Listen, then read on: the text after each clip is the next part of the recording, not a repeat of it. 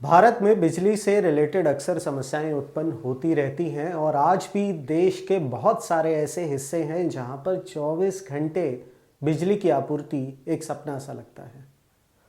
परंतु 12 अक्टूबर 2020 को भारत की वित्तीय राजधानी मुंबई और महाराष्ट्र के अन्य शहरों में एक बहुत बड़ी घटना घटित हुई, जहां स्टॉक मार्केट, उद्योगों को, अस्पतालों को और आम जनता को 10 घंटे तक बिजली की आपूर्ति नहीं पहुंच पाई थी। खैर, इस दिक्कत पर काबू पाया गया और जांच पड़ताल के लिए कमेटी बिठाई गई और जांच के जब नतीजे आए तो वो अपने आप में चौंकाने वाले थे। राष्ट्रीय और अंतर्राष्ट्रीय एजेंसीज का ये कहना था कि ये साइबर अटैक मालूम होता है और मार्च 2021 में सरकारी अधिकारियों ने इस बात को कबूला कि जो ये पावर आउटरीच हुआ था मुंबई में या महाराष्ट्र में, इसके पीछे साइबर अटैक था और वो भी विदेशी भूमि से। उंगलियां उठ रही थी परंतु किसी देश विशेष का नाम नहीं लिया गया और सब उंगलियों का इशारा एक ही देश की तरफ था, वो था चाइना।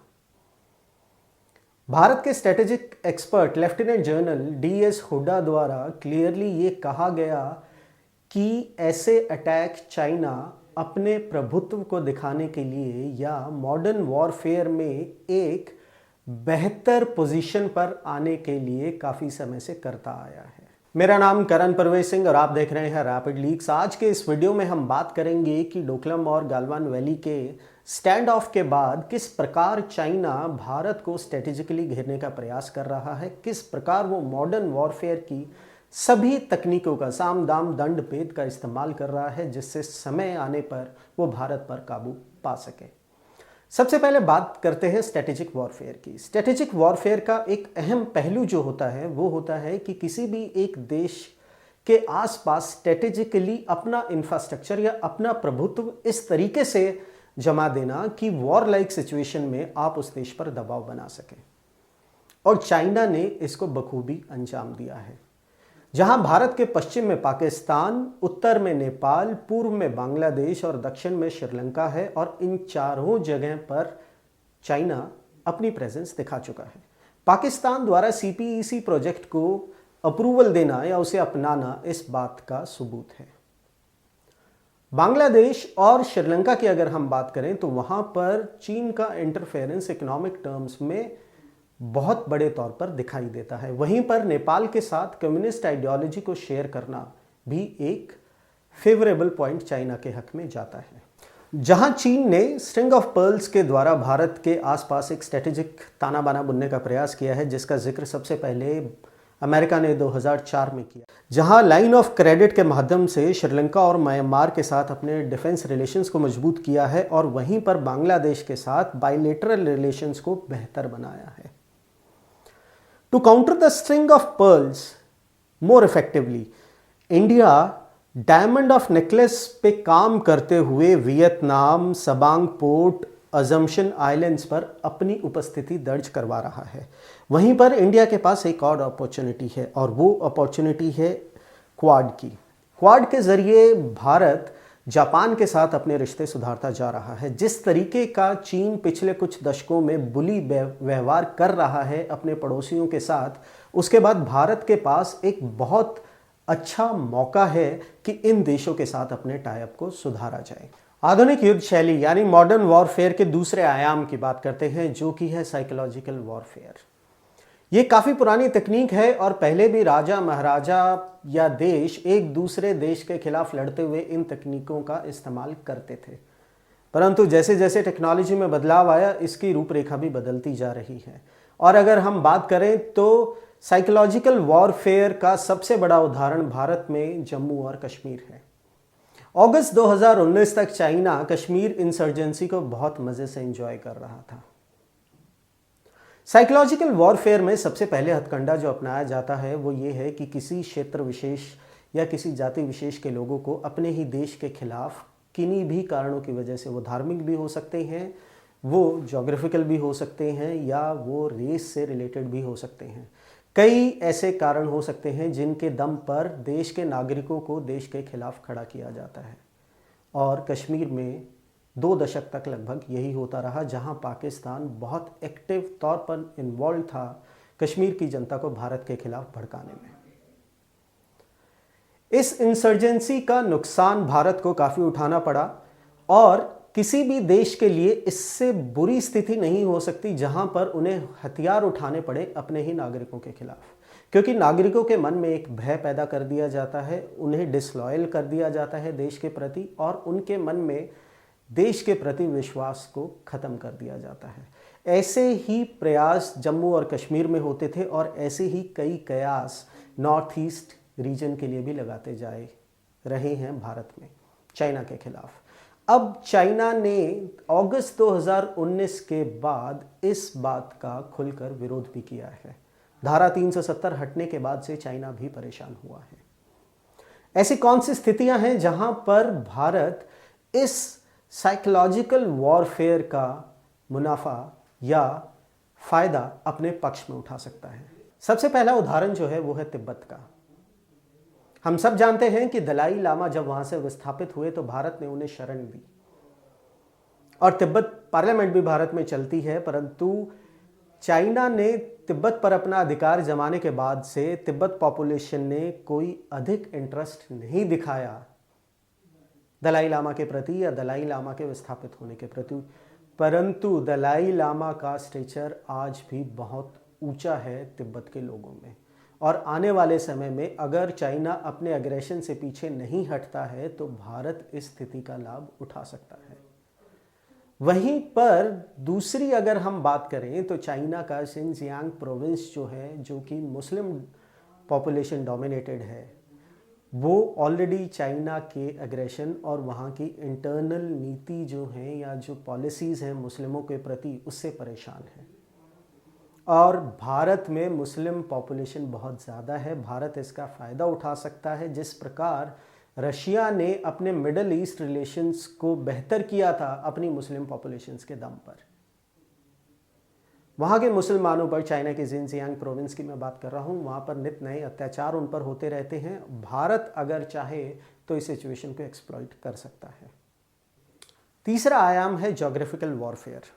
हम सब जानते हैं कि हिमालय भारत और चीन के बीच में एक नेचुरल बाउंड्री का काम करते हैं, परंतु हिमालय का जो स्ट्रक्चर है वो हॉगबैक स्ट्रक्चर है, यानी अपस्ट्रीम पोजीशन चाइना के पास है और चाइना ने वहाँ पर अपना रोड नेटवर्क और इंफ्रास्ट्रक्चर बहुत बेहतर तरीके से डेवलप कर रखा है। वहीं पर भारत को अपने बॉर्डर एरिया में ये सब चीज़ें बनाने में परेशानी का सामना करना पड़ता है। उसके अलावा एक तरीके से चाइना भारत के खिलाफ वाटर बॉम्ब भी डेवलप कर चुका है। हम बात कर रहे हैं ब्रह्मपुत्र नदी पर बनाए गए डैम्स की। ब्रह्मपुत्र के फ्लो को कंट्रोल करने की क्षमता डेवलप करने की वजह से भारत की नॉर्थ ईस्ट स्टेट्स और पड़ोसी देश बांग्लादेश में फ्लड का खतरा बरकरार है। चाइना जिस दिन चाहे एक वाटर बॉम्ब फोड़ सकता है और बहुत बड़ा नुकसान उठाना पड़ सकता है भारत और बांग्लादेश को। इसके काउंटर के लिए वर्ल्ड फोरम्स की मदद से भारत को जिस प्रकार पाकिस्तान के साथ इंडस वाटर ट्रीटी साइन की गई थी, इस तरीके का कोई एक टेम्पररी सॉल्यूशन उन्हें डेवलप करना होगा और बांग्लादेश को भी अपने पक्ष में ला सकता है, जहां पर वो ये बता सकता है कि अधिक नुकसान बांग्लादेश को होगा, भारत को कम होगा। इस कड़ी में चौथा आयाम जो है वो है साइबर वॉरफेयर। साइबर वॉरफेयर नया नहीं है। जब से इंटरनेट के जगत में देश दुनिया ने तरक्की की है तब से साइबर क्राइम भी बढ़ गए हैं और साइबर वॉरफेयर भी एक पोटेंशियल वेपन की तरह उभर के निकला है। अक्टूबर 2020 के अटैक के बाद से इंडिया ने भी इस फ्रंट पर अपने आप को मजबूत करना शुरू कर दिया है और एक डेटा के हिसाब से जून 2021 में चाइना द्वारा लगभग 40,000 साइबर अटैक भारत पर किए गए थे, परंतु भारतीय एक्सपर्ट्स ने उन 40,000 अटैक्स को निरस्त कर दिया था और अपने आप में एक बहुत बड़ी उपलब्धि है। वहीं पर पॉलिसीज में भी रिफॉर्म लाए गए हैं। 2013 की नेशनल साइबर सिक्योरिटी पॉलिसी को अगस्त महीने में ही दुरुस्त किया गया है और बहुत ज़्यादा अग्रेसिव, टेक्निकली अपने आप को साउंड और स्ट्रांग करते हुए ऐसे अटैक्स के खिलाफ अपनी टीम को भारत मजबूत करता जा रहा है। साइबर वॉरफेयर के अलावा स्पेस वॉरफेयर भी एक नया आयाम है मॉडर्न वॉरफेयर का। अगर आप किसी भी मिसाइल को या सैटेलाइट को स्पेस में ही ध्वस्त कर देते हैं तो काफ़ी समय तक क्रूशल इंफ्रास्ट्रक्चर जो है वो इस देश का डैमेज हो जाता है। अभी तक दुनिया में 3 ऐसे देश थे जिनके पास एंटी सैटेलाइट मिसाइल्स थी, रशिया, यूएसए और चाइना। और भारत विश्व में चौथा वो देश बना है जिसने इस टेक्नोलॉजी को डेवलप किया है। 2019 में मिशन शक्ति के सक्सेसफुल ट्रायल के बाद भारत इस फील्ड में भी सक्षम और सुदृढ़ बनकर उभरा है, जो चाइना के लिए परेशानी का सबब बन गया है। इस कड़ी में आखिरी आयाम जो है वो है फाइनेंशियल वॉरफेयर। चाइना की डेट ट्रैप पॉलिसी के बारे में लगभग हर देश अब जानता है। वहीं पर अगर बेल्ट एंड रोड इनिशिएटिव की बात करें हम चाइना की, तो उसकी वजह से ही चाइना का प्रभुत्व यूरोप तक जाता हुआ दिखाई दे रहा है। इंडियन फोर्सेस का जब गलवान में स्टैंड ऑफ हुआ था चाइनीज फोर्सेस के साथ, उसके बाद भारत ने बहुत सारी ऐप्स को बैन किया था जो चाइना से चलती थी। और उसके पीछे का कारण जो दिया गया था वो दिया गया था कि यहाँ से डेटा शेयर किया जाता है। उसके अलावा बहुत सारे ऐसे प्रोजेक्ट्स थे, कंपनीज थे जहाँ पर चाइना के मेजर इन्वेस्टमेंट थी। उन सब कंपनीज के अंदर, उन सब प्रोजेक्ट्स के अंदर चाइना की इन्वेस्टमेंट को कम किया गया, जिसके खिलाफ चाइना ने अंतर्राष्ट्रीय पटल पर भी आवाज़ उठाई, परंतु भारत ने सिक्योरिटी रीजंस की वजह से अपने स्टैंड को बरकरार रखा। इंडियन कंपनीज में जो चाइनीज कंपनीज का पैसा लग रहा था या चाइनीज सरकार का जो पैसा लग रहा था, उसकी वजह से ड्रेन ऑफ वेल्थ ही नहीं, बहुत सारी ऐसी दिक्कतें थी जिनका भारत को सामना करना पड़ रहा था, जैसे data theft, critical access, financial monopoly और साइबर अटैक। नई पॉलिसीज के माध्यम से भारत ने इन सब के इम्पैक्ट को लगभग नलीफाई कर दिया है या कम कर दिया है। वहीं पर ताइवान के साथ जो चीन के लगातार रिश्ते बिगड़ते रहे हैं, उसका फायदा भी भारत बखूबी उठा रहा है। सेमीकंडक्टर टेक्नोलॉजी में ताइवान के साथ कंट्रीब्यूट करके काम करने की जो पहल भारत ने की है, वो एक बहुत बड़ा कदम साबित होता हुआ दिखाई दे रहा है। ये इतना बड़ा कदम है कि ऐसा भी हो सकता है कि आने वाले समय में जो चीन की मोनोपोली है सेमीकंडक्टर टेक्नोलॉजी में, वो खत्म हो सकती है।